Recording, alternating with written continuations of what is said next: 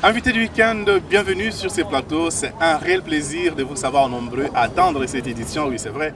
Et ça fait beaucoup de temps que je ne produis pas cette émission, faute de temps, effectivement. Et vous avez été nombreux à les réclamer. Pourquoi, monsieur, tu ne fais plus l'émission? On a besoin quand même d'entendre, d'écouter, de suivre ce qui se passe dans les domaines de l'environnement. Et voilà, je suis là et j'ai le plaisir de recevoir sur ce plateau aujourd'hui un monsieur, pour moi c'est un Congolais, parce que c'est quelqu'un qui est au Congo depuis plusieurs années. Il a travaillé, il a servi le Congo pendant plusieurs années. Il s'agit bel et bien de monsieur Bruno Higuel. Bruno Higuel Mbote. Mbote Nayo. Comme je vous l'ai dit, c'est le week-end, hein, comme vous le savez, donc on rigole, on informe tout en nous divertissant. Hein, donc voilà. Alors Bruno, Kabari. Muzuri, unasema Swahili? Minafurahi sana ndio huko hapa tutadiscuter ndio ya ma PSE. Iko vile. Biko vile poa sana. Voilà. Donc vous comprenez que c'est comme tout Swahili, Non. Donc j'essaye. Hein. Alors Bruno, c'est un expert qui a une bonne expertise sur les questions de paiement pour les services environnementaux, les PSE. C'est avec lui que nous allons débattre aujourd'hui sur ces concepts qui est en train de se développer en RDC. Alors Bruno, je voudrais bien avant d'aller plus loin que tu puisses te présenter à nos téléspectateurs. Bonjour à tous, moi je m'appelle Bruno Hugel, donc je suis conseiller technique au secrétariat CAFI, donc à l'initiative pour la forêt de l'Afrique centrale. J'ai effectivement habité pendant plus de 7 ans en RDC, continué à suivre un peu le travail et à faire des apports à distance. Et puis il y a 2 ans et demi, j'ai voulu me reconcentrer à nouveau sur le bassin du Congo à 100%. Donc j'ai rejoint le secrétariat CAFI pour appui à plein temps. Et voilà, on est ensemble maintenant, et notamment sur un sujet qui me passionne depuis des années et auquel je crois énormément pour avoir justement expérimenté en RDC, les paiements pour services environnementaux. Ah voilà. Dis-moi un peu, pour toi la RDC représente quoi? C'est un pays passionnant, c'est des gens adorables, c'est énormément de potentiel, c'est beaucoup de gens qui luttent tout le temps mais qui gardent la joie de vivre, qui arrive à continuer, à pousser, etc. Pour moi, c'est beaucoup de choses la RDC. Et en ayant travaillé depuis le milieu rural en zone paysanne, etc., voilà, sur l'agroforesterie, sur le reboisement, tu as appris même quelques mots en lingala, tu maîtrises bien les swahili. Je me débrouille mieux en swahili, en ayant travaillé beaucoup à la base, me débrouille mieux en swahili qu'en lingala, et ça fait longtemps, donc du coup j'ai un peu oublié, mais en tout cas ça revient. Le fait d'être ici, ça permet de faire revenir. Ah super, c'est très bien. Alors on va parler PSE, paiement pour services environnementaux. D'entrée des jeux, ça renvoie à quoi? Alors les paiements pour services environnementaux, les PSE, c'est un instrument financier, c'est un outil. L'objectif, c'est vraiment de pouvoir apporter des financements aux acteurs de l'utilisation des terres pour les motiver, pour leur faciliter le fait de changer leurs pratiques dans la direction de la durabilité. Et donc après, il peut y avoir différents systèmes PSE, mais en tout cas, dans notre cas, c'est vraiment le fait de lutter contre la dégradation des terres, c'est le fait de lutter contre la déforestation, et tout ça, c'est vraiment important pour le milieu rural, y compris pour l'agriculture. Et donc, il y a besoin effectivement d'un mécanisme financier pour ça, c'est les PSE. Donc là, de quoi on parle quand on parle des services environnementaux?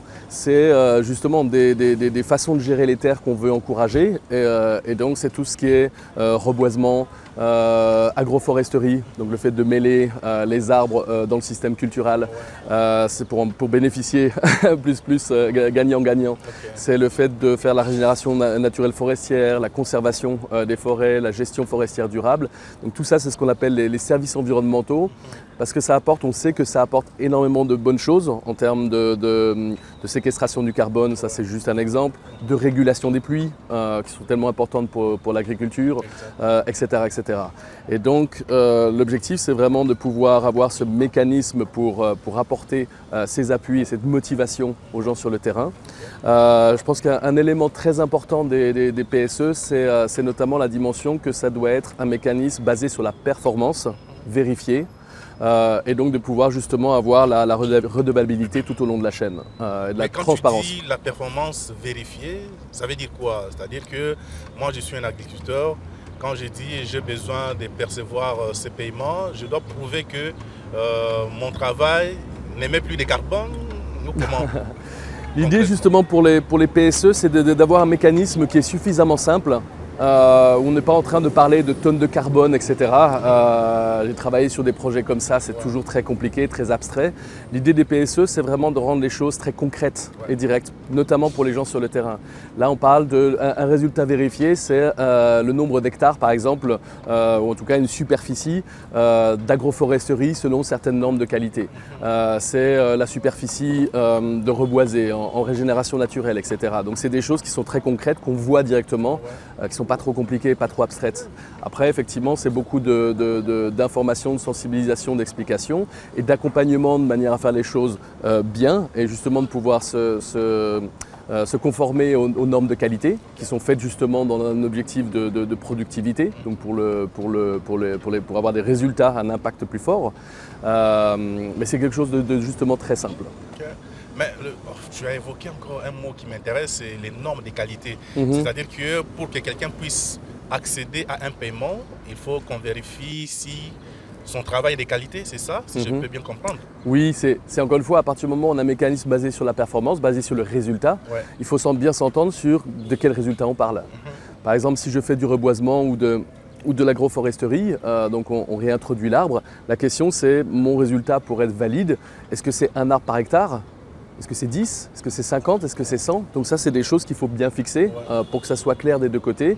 Et après, tu vas avoir tout un processus de suivi qui permet de démontrer qu'effectivement c'est bon. Et donc, on sait que par exemple, si on fait un reboisement pur des arbres espacés de 2 mètres par 2 mètres, c'est 2500 arbres par hectare.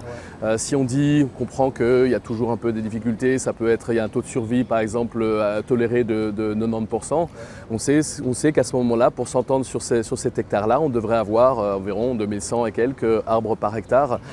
Et donc ça, c'est les normes de qualité de ce résultat. Vérifié sur les terrains. Qui sont objectivement vérifiables, exactement. Ouais. Et là, si on vérifie, on trouve que ça correspond à ce qui a été déclaré, on paye. Exactement.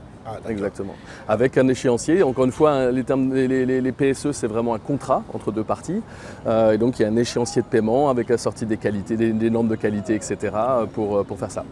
Bah, tu sais, si j'ai insisté pour que je te reçoive, c'est parce que cette question des paiements pour les services environnementaux, c'est quelque chose qui intéresse beaucoup des Congolais. Quand vous regardez, la majorité des personnes, quand ils vous disent « Non, voilà, j'ai mes 5 hectares sur le plateau de Batéké, je voudrais faire l'agroforesterie », derrière la tête, c'est l'argent. Donc, on lui a dit que voilà, si tu as planté des acacias ou tu as planté des arbres à croissance rapide, on va te payer. Donc, généralement, c'est ça. C'est pourquoi je voudrais qu'en tant qu'expert, tu puisses nous expliquer en des termes simples. Tu sais, pendant le week-end, c'est des termes très simples. On va beaucoup plus dans la simplicité pour que les gens puissent comprendre réellement de quoi il s'agit. Alors, je voudrais que tu puisses nous partager ton expérience avec les projets Makala, parce que tu l'as géré dans la partie est de la RDC. C'est un projet qui consistait aussi à payer les gens qui protégeaient les forêts ou qui réduisaient leur empreinte sur les forêts. Comment ça s'est passé et comment les communautés avaient perçu cela? Donc l'objectif du projet Eco-Makala à l'Est, effectivement, c'était donc le reboisement communautaire, c'était réintroduire l'arbre dans le système culturel, sachant que c'est une zone très différente du reste du Congo. Il y a une grande densité de population, l'utilisation des terres, donc l'agriculture est partout. Il n'y avait plus de place pour les arbres, donc tout a été coupé, ce qui pose des problèmes en termes d'approvisionnement en planches, en perches, en makala, etc. Et donc l'objectif, c'était justement de motiver les gens à replanter des arbres et de dire on peut planter des patates, on peut planter aussi des arbres pour en faire du business et créer justement des alternatives aux forêts naturelles, en sachant qu'en plus dans ce cadre-là, ça permet de réinjecter de l'argent dans le milieu rural plutôt que celui qui est perçu par des groupes indésirables qui contrôlent le système.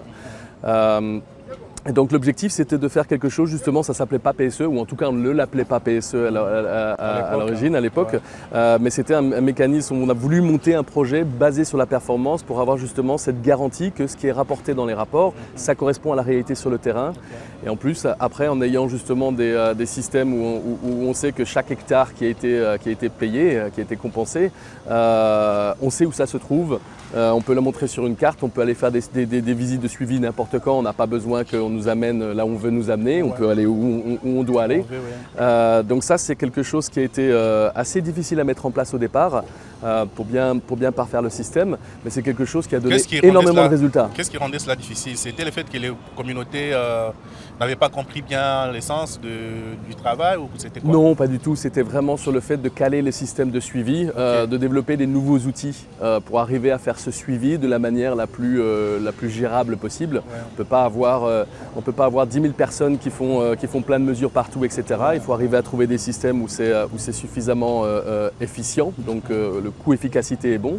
Et là, l'objectif, c'était de développer les outils et les méthodologies pour ça.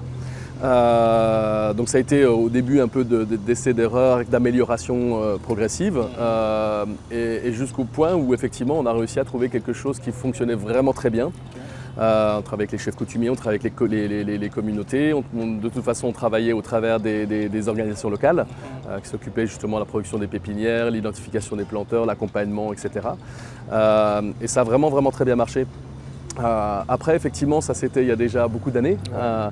Et un des objectifs dans le cadre du programme PSE, alors au niveau de CAFI, au niveau régional, dans les 6 pays partenaires des CAFI, et en RDC en particulier avec le FONARED, le Fonds National RED, l'objectif c'est de voir comment on peut mettre ce genre d'expérience pilote à l'échelle, en disant c'est bien, et encore une fois, y compris dans le partenariat CAFI, ça a toujours été cette idée, on ne construit pas tout en un jour. Il y a eu beaucoup d'expériences pilotes aussi sur les PSE qui ont été financées par CAFI, notamment dans le cadre des PIRED, qui ont permis de continuer à développer des outils, des approches, etc. Ça a été une approche pilote. Maintenant, dans le bilan justement de la première phase du partenariat et la vision pour le deuxième, c'était le fait de pouvoir justement faire le point sur toutes ces expériences pilotes et d'arriver à systématiser pour mettre à l'échelle. Encore une fois, la RDC, c'est un pays continent, c'est énorme, les besoins sont énormes. Maintenant, la question, c'est comment on arrive justement à gérer cette question d'échelle qui est extrêmement compliquée. Et ça, il faut mettre en place des instruments, des outils. On ne fait pas table rase du passé, mais il faut compléter tout ce qui a été fait dans le passé par des nouveaux instruments, des nouvelles approches qui permettent de gérer les difficultés et de gérer l'approche à l'échelle. Et donc ça, on considère que les PSE, c'est vraiment... Et là, on tombe directement dans la standardisation. Exactement. Des PSE. Exactement. Ah, voilà. Et là, on considère que justement les PSE, c'est vraiment un des outils, en tout cas un outil important dans la boîte à outils de mise en œuvre, qui est vraiment à même justement de pouvoir mettre tout ce travail à l'échelle. Et donc une chose pour ça, c'est effectivement pour arriver à ça, c'est notamment de pouvoir standardiser. Il y a eu plein d'expériences pilotes, donc on a eu beaucoup d'expériences avec Ecomakala, qui a d'ailleurs été avec les gens qui passent d'un projet à un autre, il y a eu de la migration, c'est très bien. Ça a permis justement de capitaliser certains outils qui ont été utilisés par les PIRED. Après, des différents PIRED ont essayé différentes choses. Maintenant, l'objectif, c'est de faire le point sur tout ça et de pouvoir standardiser. Donc standardiser le type d'activité PSE, les contrats, les canevas qui sont utilisés en termes de prérequis pour participer, les certificats fonciers participatifs par exemple, dans le cadre à la fois de la réforme foncière soutenue par CAFI et FONARED, mais aussi pour justement les PSE et tous les projets. Donc il y a tout un processus de standardisation en cours pour rendre les choses beaucoup plus robustes, beaucoup plus faciles surtout, et où encore une fois on n'a pas besoin de se poser 40 000 questions pour réinventer la roue. Il y a déjà plein de choses qui sont faites. On utilise les meilleures pratiques et on les met à disposition de tout le monde. C'est beaucoup plus facile pour dérouler les activités, pour lancer les choses, et comme ça on peut se concentrer sur les vrais défis qui sont les défis sur le terrain, ça ne manque jamais. Mais voilà, on sait où concentrer les efforts. fort. Mais déjà, si on doit revenir un peu dans ce qui a été fait, parce que je pense que le travail qui a été mené notamment avec le projet Komakala, le travail mené dans les Pyrénées, ça a permis, je peux appeler ça comme des conteneurs d'information qui ont été mis à votre disposition pour la standardisation, juste que vous êtes en train, vous évoquez tout à l'heure. Mais quelles a été, selon vos analyses, quelles ont été les forces et les faiblesses de ces différents mécanismes qui ont été mis en place? Parce que vous l'avez dit, les PSE, il y en a plusieurs, c'est plusieurs systèmes. Alors, quelle a été la force pour les uns et la faiblesse aussi pour les autres? Déjà, je pense qu'il y a une chose moi, qui m'a énormément motivé aussi et vraiment c'était quelque chose de très important à mon avis qui est trop négligé. C'est effectivement le fait d'avoir organisé déjà quand même plusieurs événements grâce au Fonared où le Fonared rassemble les experts des différents projets soutenus qui ont fait justement ces expériences pilotes et les forces vives qui sont à l'intérieur, donc tous les gens. Et là on parle des organisations nationales, des organisations internationales, toute la chaîne d'acteurs. Et moi ce qui m'a frappé et ce que j'ai trouvé passionnant, c'était de réaliser la quantité d'expertise qui avait été développée ces dernières années par rapport à quand j'ai quitté il y a 10 ans. Vraiment la quantité de gens qui ont été formés, qui ont cette expérience de terrain, c'est vraiment fantastique. Et la maîtrise des outils, etc. Et ça, c'est dans un mur, là, c'est vraiment les fondations. Sans ça, on ne fait rien, ou en tout cas, c'est très difficile. C'est là où, encore une fois, le changement... Cette expertise n'a pas été mise à contribution? Si, là, on parle de tous les gens des projets, qui sont sur les projets, qui sont en contact avec les planteurs, qui utilisent déjà justement un certain nombre de méthodologies. Donc justement aussi des gens qui sont formés, qui donnent l'expertise, leur expérience de ce qui a été fait sur les Pyrénées ou sur les différents projets. Et encore une fois, je trouve qu'il y a une base d'expertise, encore une fois, d'humains, de gens, qui s'est vraiment énormément développée. Et ça, c'est essentiel parce qu'encore une fois, c'est un des ingrédients essentiels si on veut mettre à l'échelle. Si on met à l'échelle, c'est avec les gens. Exactement. Donc ça, c'est vraiment quelque chose de très important. C'est la force. Oui, ça c'est une des forces, effectivement. Encore une fois, le fait de tester dans différents contextes aussi, parce qu'il y a des contextes où il y a plus de défis que d'autres. Après, effectivement, l'idée, c'est on retrouve l'expérience en RDC comme on retrouve dans d'autres pays. C'est vraiment qu'il y a des défis qui sont énormes, et notamment et qui pourtant une recette essentielle dans l'équation, un élément essentiel dans l'équation, c'est notamment la gestion de l'information. Et donc, encore une fois, on parle d'un mécanisme basé sur la performance. Comment on s'assure que justement ce qui est mis dans les rapports, ça correspond à la réalité, Exactement. Que ça permet d'avoir justement à tout moment l'information sur où est-ce qu'on en est. Et on n'attend pas simplement le rapport dans 6 mois ou dans des choses comme ça, on suit au fur et à mesure. Et l'idée, c'est vraiment comment est-ce qu'on peut mettre à disposition, non pas de moi, mais des gens qui travaillent sur le terrain, des projets, des gens à la base, les instruments qui vont leur faciliter la vie pour arriver au résultat et pour faire le rapport sur ce résultat, un rapport où on dit « Ah ça j'ai confiance, je sais de quoi il s'agit ». Donc ça c'est vraiment essentiel et ça c'est une leçon encore une fois des Komakala et des autres projets. On a besoin vraiment de travailler sur cette chaîne d'information, cette chaîne de l'information. Et donc ce qui est vraiment important là c'est qu'on est en train de mettre en œuvre au niveau de CAFI, au niveau régional et avec le Fonared au niveau de la RDC, tout un système de gestion de l'information PSE et je dirais plus un système de gestion des PSE. C'est notamment aussi tout un système pour aider les gens sur le terrain à gérer des équipes, à gérer l'information au sein de cette équipe pour que justement on donne les conditions qui permettent de maximiser les résultats sur le terrain et faire le rapport. Et donc ça c'est un instrument justement qui construit sur tout ce qui a été fait ces dernières années, mais avec la technologie de maintenant, tout en sachant encore une fois toutes les contraintes qu'on a en RDC, le réseau n'est pas partout, etc. Donc les instruments qui sont mis en œuvre, les outils, évidemment, sont vraiment basés sur les réalités de terrain, sur ce qui est possible de faire. Dans ces systèmes d'information que vous voulez mettre en place, ça va être quoi? Ça va être une base de données numérique qui sera accessible à tout le monde, un peu comme on les voit avec les atlas forestiers par exemple, où voilà, on a un atlas qui retrace un peu tous les projets PSE à travers la RDC. C'est un truc dans ce sens ou comment? Alors c'est une base de données de toute façon parce qu'effectivement l'idée c'est de pouvoir centraliser l'information, ça c'est vraiment essentiel. C'est c'est une base de données et c'est des outils pour justement alimenter cette base de données. Et encore une fois, en prenant les contraintes du terrain, il n'y a pas les réseaux partout, il n'y a pas l'électricité partout, etc. Comment on fait ça? Mais encore une fois, il y a une dizaine d'années, 15 ans, 20 ans d'expérience sur ce sujet-là. On travaille dans des zones très difficiles, que ce soit en RDC, au Brésil, en Indonésie, etc. Milieux forestiers tropicaux. Et donc ça, c'est notamment sur tout ce qui est collecte de données mobiles, où on a possibilité de déployer de l'information, de collecter de l'information, même s'il n'y a pas de réseau. Après la fin de la mission, dès qu'on a accès à nouveau à Internet, on peut envoyer l'information, c'est disponible instantanément dans la base de données centralisée. Aujourd'hui, avec la télédétection, on peut aussi faire tout ça, non? C'est pas possible. Alors l'idée dans ce système-là, c'est d'avoir les outils pour collecter l'information de la base, parce qu'effectivement, depuis les hauts, il y a plein de choses qui peuvent se voir, mais pas tout. Et notamment pas au niveau initial et pas notamment sur comment le projet avance, est-ce que la production, je ne sais pas moi, par exemple des plantules avance, ça on ne le voit pas depuis les satellites.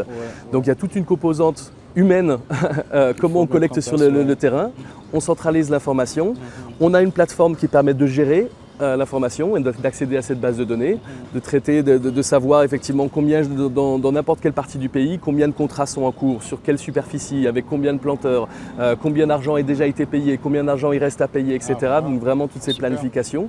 Et l'idée effectivement, c'est que de pouvoir, c'est cette question de redevabilité sur toute la chaîne, c'est de pouvoir mettre cette information à disposition. Après, attention, c'est pas le fait qu'on ne peut pas et on ne doit surtout pas ouvrir la base de données à tout le monde de manière indiscriminée. Il y a de l'argent qui est en jeu, il y a des gens qui sont payés sur le terrain. Bien sûr qu'on ne veut pas risquer qu'ils soient ciblés par des gens mal intentionnés, etc. Exactement. Donc après, oui, c'est une information qui est mise à disposition. Après, on travaille en ce moment avec des juristes, avec des consultants, sur quelle information peut être apportée, à quel niveau d'agrégation, d'anonymisation pour appuyer là-dessus. Et ça permet la redevabilité vis-à-vis du public, du gouvernement bien sûr, du public en général, des bailleurs, de tout le monde. Ça permet aussi, avec une telle base de données, de la mettre à disposition, moyennant justement ces points d'attention, auprès de la communauté scientifique, pour pouvoir faire l'analyse et pour pouvoir vérifier et travailler ensemble sur comment on fait mieux, qu'est-ce qui marche, dans quelles conditions et comment on peut faire mieux. C'est important d'apprendre toujours. Et même des pays comme le Costa Rica qui ont développé un projet, un programme national, une initiative nationale PSE depuis déjà 25 ans. C'est vraiment le pays avec le plus d'avancées à ce niveau-là. Est toujours en train d'apprendre. Et les choses continuent, la technologie évolue, les conditions de vie, tout évolue, il faut continuer à apprendre. Et l'idée, c'est donc d'aider les académiciens à faire de la recherche appliquée pour nous aider à tous améliorer et aller dans la bonne direction. Mais déjà, si je vois les réunions qui se tiennent, notamment les réunions de cadrage avec les FONARED, l'idée derrière, c'est d'arriver à doter la RDC d'un programme national PSE. C'est déjà quelque chose de très intéressant. Comme vous l'avez dit, il y a déjà des pays de l'Afrique latine qui sont déjà plus avancés dans ça. Mais je voudrais savoir un peu quels sont les avantages pour un pays comme la RDC d'avoir un programme PSE. Est-ce qu'avec ces programmes, les pays peuvent solliciter plus de financement à l'extérieur du pays, peut vendre, peut convertir cela en monnaie, je ne sais pas. Tout à fait. Donc effectivement, c'est un instrument financier. Un instrument financier, ça nécessite des financements. Donc là, l'objectif, c'est effectivement, dans le cadre de CAFI et du FONARED en RDC, de pouvoir lancer la machine. Donc il y a tout ce travail qu'on fait avec le FONARED et les différents experts, encore une fois, les différents projets, pour justement pouvoir standardiser, développer ces systèmes d'information, etc. Donc vraiment les bases, pour pouvoir déployer déjà dans les projets actuels. L'idée aussi, ça va être de lancer, à la demande du gouvernement, ça va être de lancer un projet pilote national où là on ne parle plus de PIRED ou de différents projets d'utilisation des terres, mais vraiment un pilote national PSE pour continuer ce travail de standardisation, encore une fois continu, de formation, d'information et de formation des acteurs sur le terrain, les partenaires, et toutes les conditions nécessaires au fonctionnement du système, y compris un processus d'institutionnalisation, j'ai toujours du mal avec ce mot, mais avec l'idée qu'encore une fois, on veut tous collectivement sortir progressivement d'une approche projet. On commence à telle année, ça finit à telle année, après il faut renégocier des financements, etc. C'est compliqué et tout. À une approche, de passer déjà d'une approche projet à une approche programme, et ensuite d'une approche programme à une approche d'initiative nationale PSE à échéance ouverte. Donc on n'est pas limité à des choses comme ça. Pour arriver à faire ça, il y a justement tout ce processus d'institutionnalisation. Il y a aussi justement le fait de pouvoir développer une stratégie de financement durable. CAFI peut être là pour justement lancer la machine. L'objectif, ça va être de travailler avec le gouvernement sur une stratégie de financement diversifiée, avec justement des financements internationaux bien sûr, des financements domestiques, publics, privés, donc voir vraiment toute la gamme de manière à ne pas être dépendant d'une source financière spécifique, mais d'avoir une large gamme. Ça, c'est vraiment une leçon de par le monde. Et ça, encore une fois, j'y reviens dessus. Pour arriver à mobiliser ces financements et notamment les financements internationaux, c'est d'avoir un mécanisme qui est robuste, fiable, en lequel on a confiance. Et ça permet effectivement, avec la traçabilité et la communication, ça permet vraiment de donner une base, justement un instrument où les gens ont envie d'investir et d'apporter leur argent. Et donc là, je reviens sur ce système de gestion des PSE et de gestion de l'information PSE pour justement apporter toute la crédibilité, la robustesse au mécanisme. Donc oui, là l'idée c'est vraiment de pouvoir pousser la recherche de financement à des échelons bien plus élevés que CAFI à l'heure actuelle, parce que l'objectif c'est encore une fois d'arriver à l'échelle de la RDC qui est immense. Et ça je pense que c'est aussi l'objectif du FONARED qui voudrait avoir plus de donateurs qu'avoir seulement les fonds CAFI qui est aujourd'hui les principaux donateurs. Mais dis-moi, dans cette démarche, quel doit être le rôle du gouvernement congolais? Est-ce que vous pensez qu'il a un rôle à jouer pour que ces mécanismes soient réellement effectifs? Évidemment, ça c'est vraiment absolument central, notamment dans une logique où, dans le fait de sortir d'une approche projet, notamment à initiative nationale, sans échéance fixe. Le gouvernement est central, les institutions sont centrales à ce niveau-là. Donc de toute façon, effectivement, dans le cadre des PSE, qu'est-ce qu'il doit faire concrètement? Oui, dans le cadre des PSE, on travaille sur l'utilisation des terres, on travaille sur l'agriculture, l'aménagement du territoire, le foncier, l'énergie, etc. Donc ça c'est clair que de toute façon, toutes ces thématiques, il y a des institutions pour suivre ça, au niveau national, au niveau décentralisé. Donc de toute façon, toutes ces institutions sont mobilisées. Quand on parle des prérequis de participation à la RAID, il y a justement ces aspects d'identification claire de la personne qui va signer le contrat, pour ne pas créer des conflits. Est-ce que justement c'est la personne qui est bien identifiée et qui est reconnue par tout le monde comme ayant la légitimité pour signer ce contrat? S'il n'y a pas quelqu'un qui va arriver plus tard en disant il y a de l'argent, non en fait c'était moi, etc. Et donc ça on capitalise sur évidemment la réforme foncière, sur les instruments qui ont été mis en place et justement à développer des systèmes de certificats fonciers participatifs qui tiennent bien en compte le fait que non, c'est pas possible d'avoir des titres cadastrés pour tout le monde à l'heure actuelle, donc sinon on exclut. Donc on met en place ce genre de mécanisme pour justement avoir la tranquillité, pour pouvoir s'assurer qu'effectivement c'est les bonnes personnes aux beaux endroits. Ça c'est un exemple, mais justement il y a tout ce travail là aussi au niveau de l'aménagement du territoire, donc les plans SAM d'aménagement du territoire, etc. Et puis l'objectif d'avoir justement cette institution PSE nationale. On a par exemple le FONAFIFO, donc ça c'est le Fonds national des PSE en Costa Rica. La question c'est comment est-ce qu'on développe, on reproduit une institution nationale RDC qui va pouvoir justement reprendre la gestion de tout ce mécanisme et continuer à l'amener à une échelle encore beaucoup plus vaste et diverse. Et donc ça c'est là où c'est très intéressant d'avoir ces contacts avec des pays comme le Costa Rica. On a des collègues effectivement qui ont travaillé directement avec cette institution. Mais je pense que les experts congolais doivent aussi faire un tour là-bas, voir un peu ce qui se passe. Et puis voilà, on copie toujours les bonnes initiatives. Hein. Exactement. Et donc c'est d'ailleurs dans ce cadre-là que, indépendamment du programme PSE, ou plutôt en complément du programme PSE, on est en train de développer toute une initiative de coopération sud-sud, où là l'objectif c'est pas simplement d'aller faire une visite d'échange. Là c'est ça on a déjà vu. Ça oui, au niveau régional, il y a aussi cette initiative-là au niveau national. Et donc là l'objectif c'est pas simplement, alors c'est aussi utile, mais c'est pas simplement de se limiter à je fais une visite d'échange, je reviens, parce qu'on sait que souvent c'est intéressant pour attirer l'attention, etc. Mais ça reste un petit peu trop limité. limité.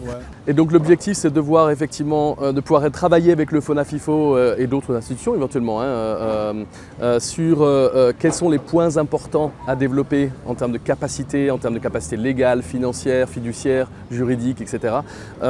Pour une institution PSE, de manière à pouvoir développer une feuille de route de ce processus d'institutionnalisation pour justement arriver à cette initiative nationale. Et donc là, cet aspect de coopération sud-sud, c'est vraiment important et on le prend. En cours de développement? C'est en cours d'élaboration, oui. Okay. On a déjà les contacts effectivement de part et d'autre, mais effectivement là c'est dans le processus de finalisation pour pouvoir lancer ce type d'initiative. Très bien. Alors, qui sont éligibles ou qui peuvent être éligibles au PSE?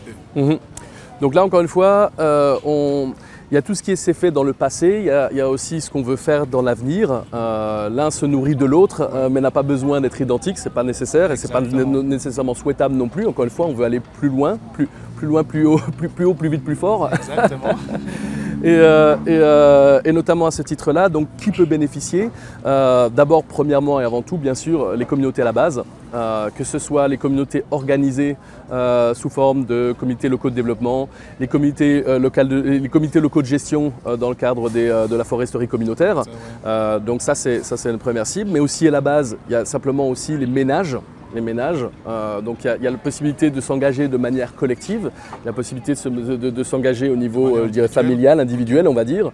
Selon les zones, encore une fois, il y a des avantages et des inconvénients, etc. Donc c'est l'idée d'avoir cette flexibilité-là. Mais l'idée, c'est aussi de pouvoir travailler avec ce qu'on appelle les fermiers, donc des gens avec un petit peu plus de capacité, un peu plus de terrain. Sont des forces vives importantes et moi je penserai toujours à ce que me disait mon ami Félix en disant un problème en NDC, c'est qu'on n'est pas assez riche par rapport à certaines personnes pour pouvoir faire tout ce qu'on veut, mais des fois on n'est pas assez pauvre pour pouvoir recevoir les appuis. Pour nous, il n'y a rien.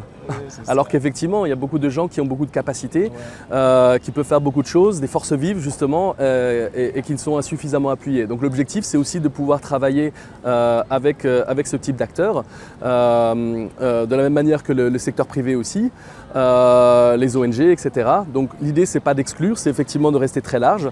Après, l'objectif, ça va être aussi de définir quelles sont les conditions de participation de chaque type d'acteur, les types d'appui, etc. pour que ça soit équilibré. Et c'est à ce niveau-là que vous êtes en train de travailler sur la standardisation. Exactement, ça fait partie du processus de standardisation. Dans le cadre des PIRED, il y a eu beaucoup de travail qui a été fait en particulier au niveau communautaire, donc CLD en particulier. Quelques expériences, notamment avec le programme d'investissement sur les forêts, le PIF, avec aussi les fermiers. Ça n'a pas été forcément fait dans tous les PIRED. Ecomakala, ça a été beaucoup de travail. Cette situation est assez différente à l'Est, donc notamment au niveau avec des ménages, au niveau individuel. Donc l'objectif, c'est encore une fois d'avoir toute cette palette d'instruments, d'outils pour déployer au mieux. Et donc ça, c'est vraiment tous les types d'acteurs qui sont envisagés, avec encore une fois donc les communautés à la base comme vraiment le niveau de focalisation le plus important. Mais est-ce que dans cette démarche, vous prenez aussi en considération la question du coût de l'opportunité? Alors bien sûr, encore une fois, les PSE, ce n'est pas l'idée de pouvoir financer cadeau, on fait tout pour toi, tu finances et puis simplement tu manies la houe et c'est tout. C'est un cofinancement, c'est un co-investissement. Okay. Donc il y a effectivement le travail du paysan principalement et puis un appui du projet. L'idée, c'est vraiment que, encore une fois, dans des systèmes agriculturaux et notamment agroforestiers, par exemple, on sait que entre le moment où on plante la graine et le moment où on récolte, ça peut prendre du temps. Exactement. Ça prend quelques années. Et entre-temps, c'est beaucoup de travail avant de pouvoir justement recevoir le fruit de son travail.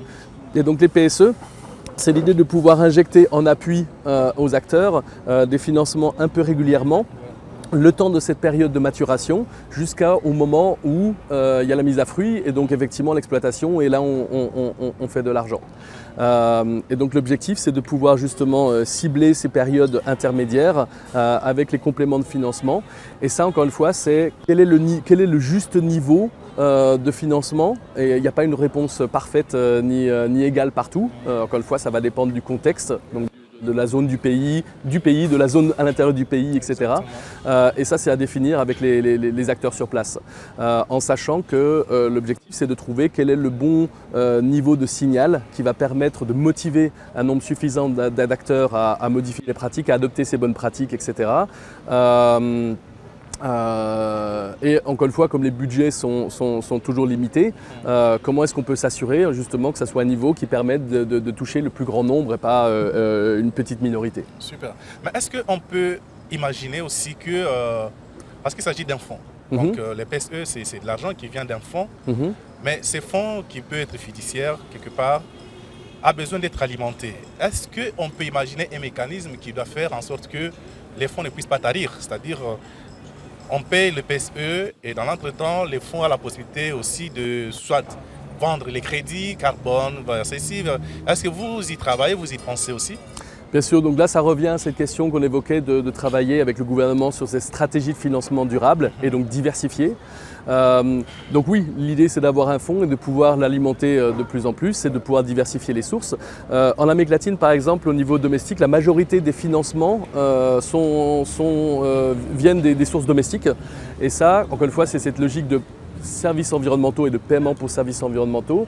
Donc dans le cadre justement du Costa Rica par exemple, c'est une taxe sur l'eau. Donc c'est une taxe sur la facture, un tout petit élément qui est ajouté sur la facture d'eau de tous les utilisateurs et qui vient alimenter ce fonds. Je ne sais plus si c'est au Costa Rica aussi ou bien en Équateur et au Mexique, mais en tout cas il y a en général la taxe sur l'eau, la taxe sur les produits pétroliers aussi.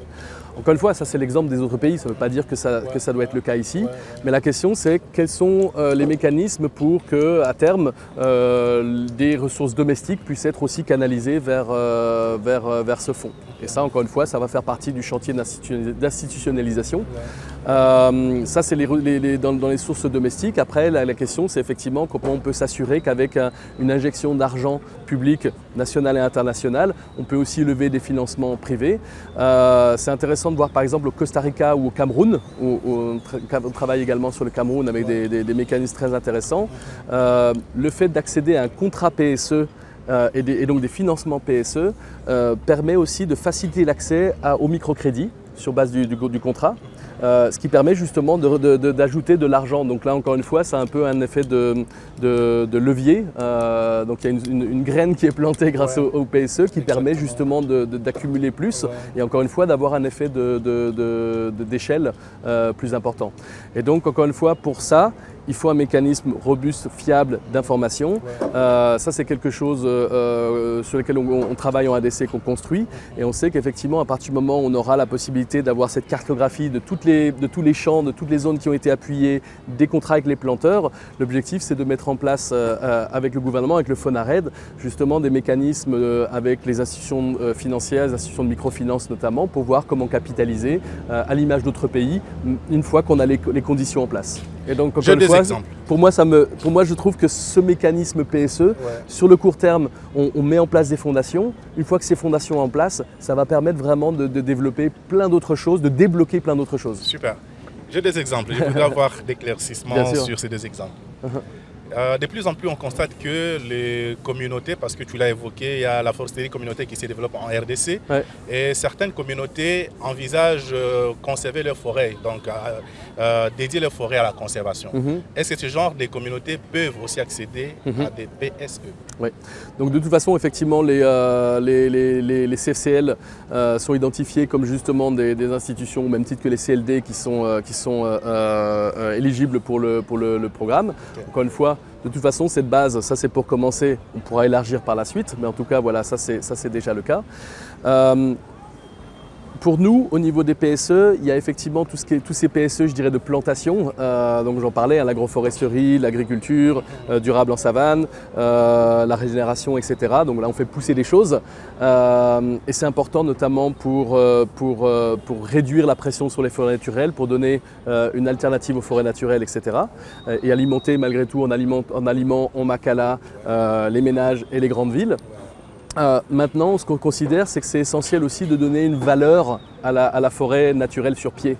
Et donc, dans le système PSE, l'idée, c'est vraiment de conjuguer d'un côté tous ces PSE dits de plantation, on va dire, ces grandes familles, avec des PSE de conservation pour justement donner cette incitation, les deux en même temps, mais cette incitation aussi aux forêts sur pied. Et donc là, on est en train de travailler sur ce concept. Encore une fois, on ne part pas de zéro. Il y a eu déjà quelques expériences pilotes, notamment à Luki, en RDC, mais après, il y a d'autres pays qui ont déjà développé ça. L'idée, encore une fois, c'est de s'assurer qu'on ramène toute cette information et qu'on l'analyse avec les différents partenaires, les différents acteurs, le gouvernement, dans le contexte de la RDC. Comment on met ça en place dans la RDC, comment on le pilote d'abord à petite échelle pour tester et comment après on va pouvoir mettre à l'échelle. C'est quelque chose que je trouve vraiment très important et qui est essentiel à mon avis dans le modèle PSE général. Super. Deuxième exemple. Nous sommes dans la ville de Kinshasa où il y a pollution des plastiques. On le sent. Et voilà. Il y a des jeunes qui s'engagent peut-être à collecter ces déchets et aller les déposer quelque part. Est-ce que c'est aussi un service environnemental, non? En tout cas, oui, ils apportent un service, un service sociétal. Mais aussi à la fois un service environnemental. Oui. Est-ce que ça peut aussi être payé dans le cadre de PSE? J'imagine, alors dans le cadre des PSE justement qu'on met en place, à l'image justement du Costa Rica, etc., c'est vraiment notamment sur l'utilisation des terres et les forêts. Après, encore une fois, personnellement, mais on parle comme ça, hein, mais au final, les PSE, qu'est-ce que c'est? C'est un mécanisme basé sur la performance, sur les résultats. Il y a plein d'autres activités qui sont aussi basées sur la performance ou les résultats, qu'on les appelle PSE ou pas. Et à partir du moment où on a encore un mécanisme pour suivre ça, je pense qu'il y a possibilité. Après, je pense que ça pourrait être effectivement une réflexion, je ne veux pas m'engager à la place du gouvernement, mais ça pourrait être une réflexion menée par le gouvernement une fois que l'institution PSE est en place, dans quelle mesure on peut élargir. En fait, chez moi, j'ai peut-être installé un système solaire qui me permet de réduire ma consommation du courant, qui me permet de réduire carrément mon empreinte sur l'environnement. Je mérite quand même un paiement, non? Après, effectivement, c'est toujours une question de traçabilité et d'arriver à mettre en place ce mécanisme pour avoir les ressources, et puis pour capter justement les ressources financières qui vont permettre d'alimenter ce mécanisme et pas d'avoir quelque chose qui se fait 1 mois, 2 mois, 6 mois, etc. Et après, il n'y a plus d'argent, c'est fini. Donc voilà, quel processus on met en place pour construire toute cette capacité-là. Mais monsieur le secrétaire exécutif national du FONARED, c'est justement une question et une discussion qu'on a eue plusieurs fois, qui lui tient à cœur énormément. C'est comment on va pouvoir progressivement élargir la gamme de ces paiements pour services environnementaux. C'est un grand chantier. On revient maintenant, parce qu'on est en train de chuter. Quelles combinaisons peuvent exister? Parce que vous savez bien, de plus en plus, la forêt attire les investissements privés avec des capitaux frais qui sont là. Il y a aujourd'hui les développements des concessions, des conservations par-ci par-là en RDC.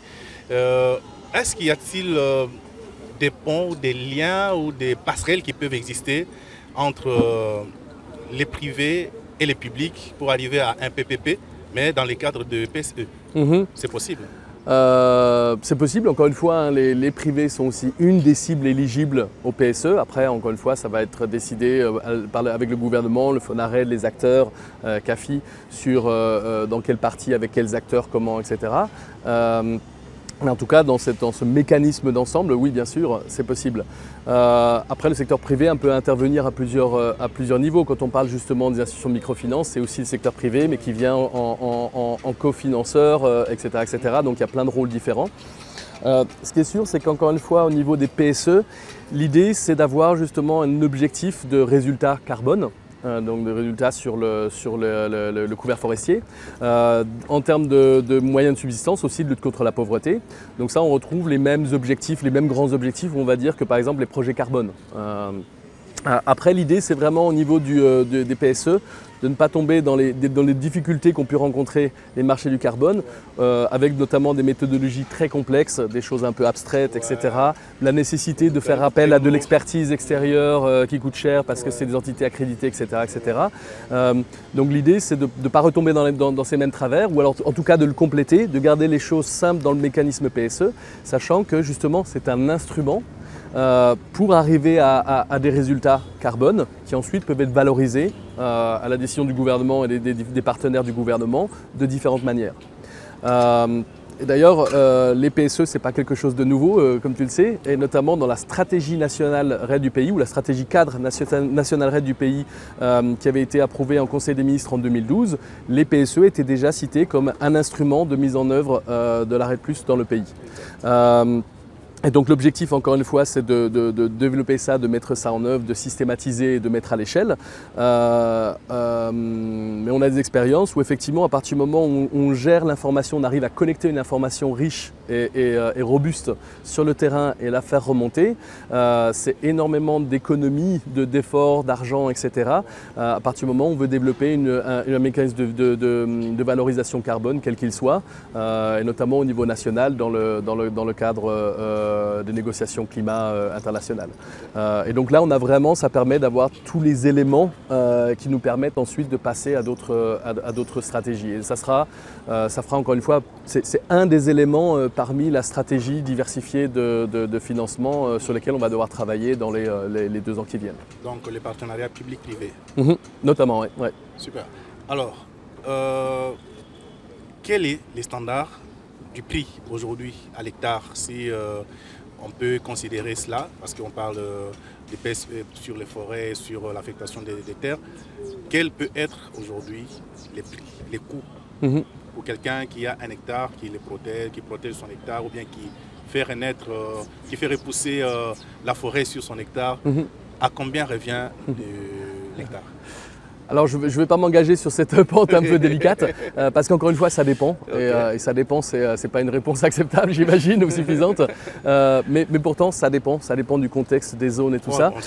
Allons sur la moyenne, la moyenne peut être de combien? Il y a un autre élément aussi sur lequel on est en train de travailler parce que justement dans le cadre des PIRED et autres jusqu'à présent il y a eu beaucoup une vision un peu plus réduite du PIRED, pardon pas du PIRED, du PSE.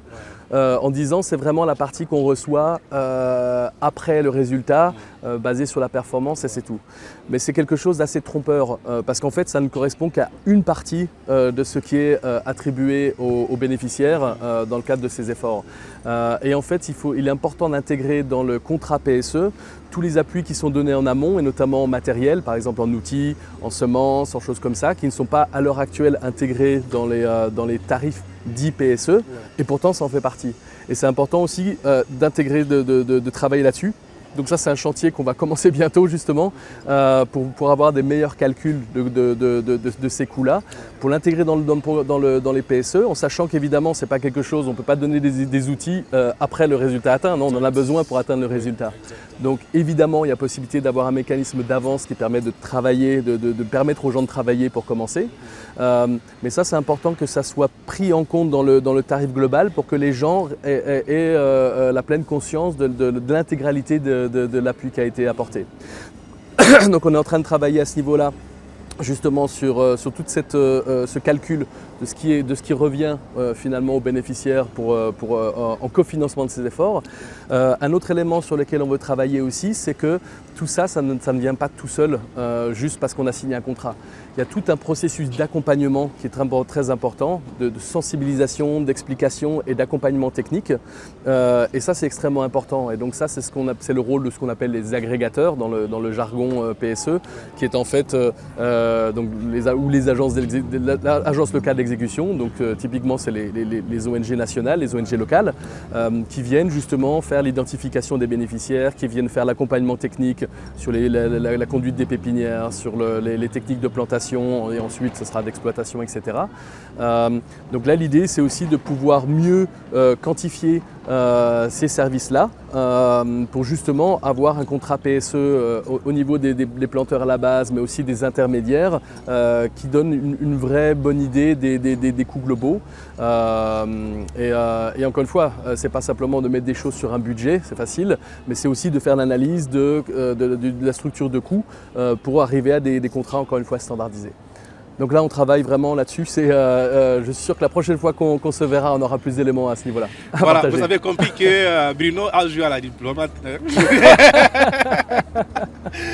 Voilà, il a usé un peu de la diplomatie pour ne pas me dire à quoi revient, c'est quoi les coûts exacts. Bon, on comprend que c'est quelque chose qui est en construction, donc... ce n'est que partie remise. Exactement, donc ça va, on va revenir dessus. Hein, c'est comme une soirée, c'est comme une série Netflix, à la suite au prochain épisode. Voilà, donc au prochain épisode, nous saurons à combien revient un hectare un hectare mis en défense par exemple.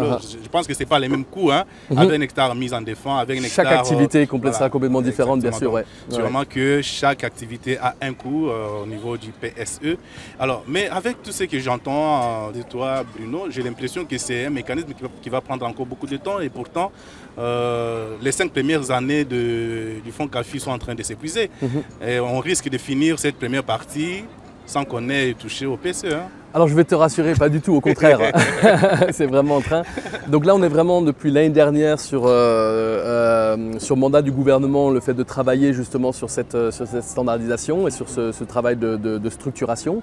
Donc là, effectivement, on a travaillé l'année dernière avec les différents acteurs sur l'élaboration de ce pilote national PSE. Donc qui est en cours de finalisation pour son approbation, etc. Ça, c'est une chose. Mais encore une fois, il y a plein de choses qui sont en train de se mettre en place. Il y a déjà des projets qui existent, qui sont sur le terrain, les PIRED notamment et d'autres. Et l'idée, c'est qu'encore une fois, tous ces instruments, tous ces canevas standardisés, on peut les disséminer dès qu'ils sont en place. Donc ces certificats fonciers participatifs, on devrait avoir une version dans les semaines qui viennent. L'objectif, ça va être... Ça fait allusion à quoi, certificat foncier participatif? L'idée, c'est de dire, encore une fois, que tout le monde n'a pas accès à un titre foncier. Ça ne doit pas être une source d'exclusion. Et donc, on veut simplement, dans le cadre d'un PSE, d'un contrat PSE, s'assurer que la personne est reconnue très largement dans la communauté pour être la personne légitime pour passer un contrat de plusieurs années sur ce terrain. Et donc, c'est l'idée de rendre les choses très accessibles en disant, et ça a déjà été expérimenté dans les PIRED avec succès, et donc du coup, l'objectif, c'est de, encore une fois, améliorer le canevas qui soit validé dans le cadre de la réforme, donc au niveau national, et déployé. Et l'idée, c'est vraiment que la personne qui veut signer le contrat signe effectivement ce certificat en disant j'ai les droits d'utilisation de ce terrain, mais que ça soit signé aussi par des membres de sa famille, du clan, mais là, les voisins. On fait beaucoup plus intervenir les ayants droit, comme on les appelle au niveau de... C'est ça.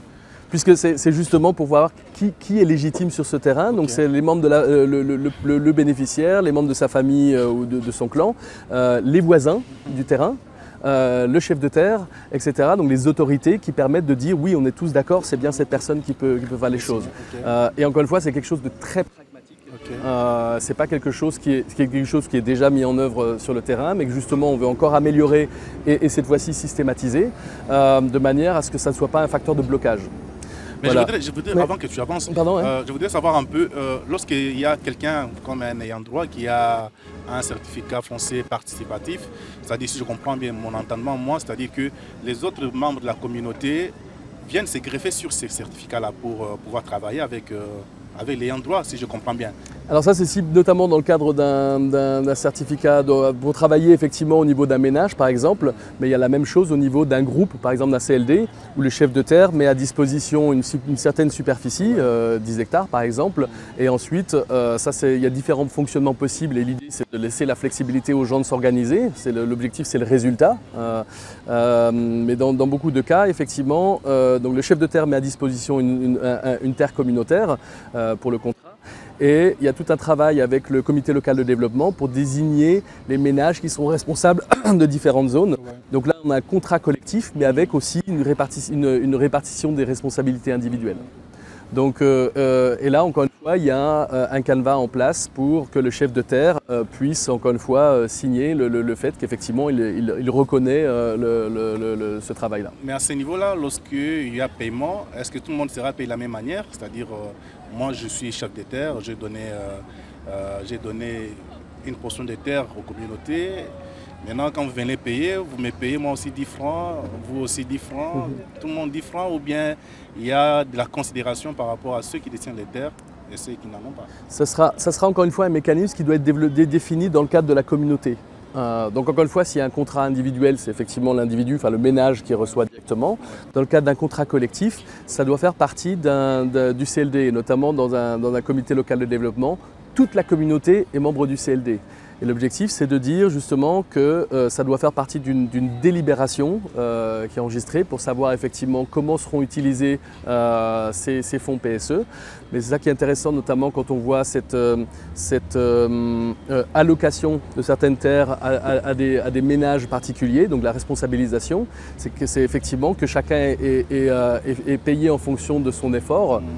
Et donc si effectivement je me suis occupé de 2 fois la superficie que toi tu t'es occupé, ben, je reçois 2 fois plus. Ouais. C'est vraiment, mais encore une fois, c'est une décision collective. C'est-à-dire vous laissez un peu la latitude aux communautés de se décider sur comment répartir les financements. Bien sûr, bien sûr. Vous n'avez pas peur que cela débouche par exemple sur des conflits? Non, parce que justement, encore une fois, l'objectif c'est de pouvoir avoir tout un système d'information et de gouvernance locale bien développé, bien suivi. Et effectivement, ça fait partie du processus qualité pour travailler là-dessus en fait. En plus de ça, on travaille dans le cadre de ce système d'information et de gestion des PSE. L'idée, c'est aussi de travailler sur un mécanisme de paiement par mobile. Donc, on va Orange Money ou tous les autres.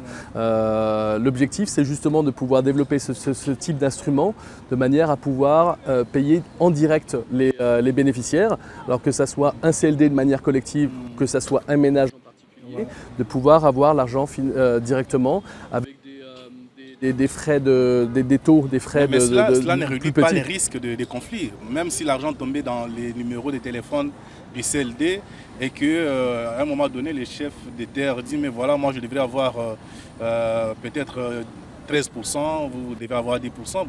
Le fait que l'argent soit tombé dans les téléphones, ça ne réduit pas ces risques-là. Non, bien sûr, ça c'est d'autres risques qui sont réglés. Ouais. Mais justement, c'est dans ce cadre-là que tout est une question de méthodologie, de protocole, d'information, de sensibilisation. Et donc tout ce processus d'accompagnement qui doit être justement bien codifié de manière à ce que ça soit appliqué de manière qualitative systématiquement, pour justement informer de manière très ouverte et très claire toute la communauté. Et que tout ça, ce soit des éléments qui soient définis très clairement en amont. De manière à ce que les termes du contrat soient bien définis, bien clairs et opposables justement. Et ça c'est vraiment essentiel.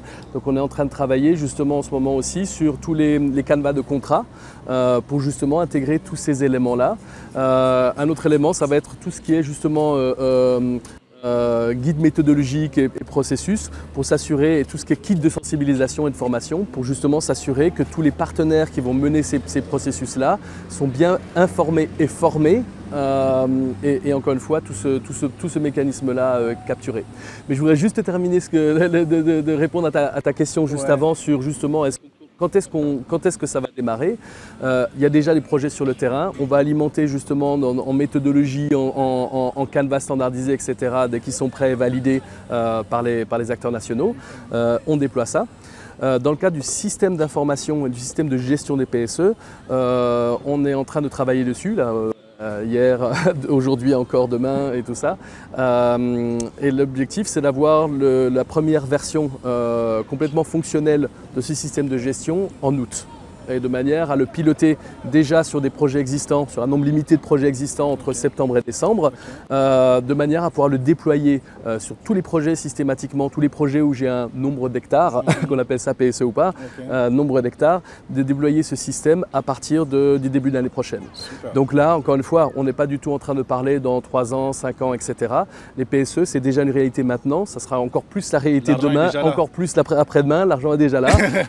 Ce qu'on veut, c'est mettre en place justement ces mécanismes robustes pour pouvoir justement déployer. Super. Et donc ça va être un processus qui va aller comme ça, là, exponentiel. C'est très bien. Alors Bruno, tu penses qu'il y a une question que je ne t'ai pas posée, du moins pour cette première partie de notre émission? Pardon?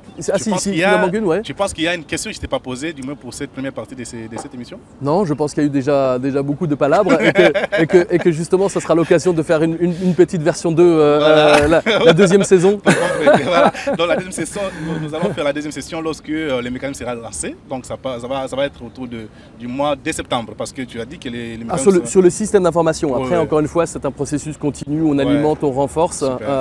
Mais effectivement, à partir de cette deuxième partie de l'année, on lance le système et à partir de l'année prochaine, vraiment systématisé. Ouais. Super.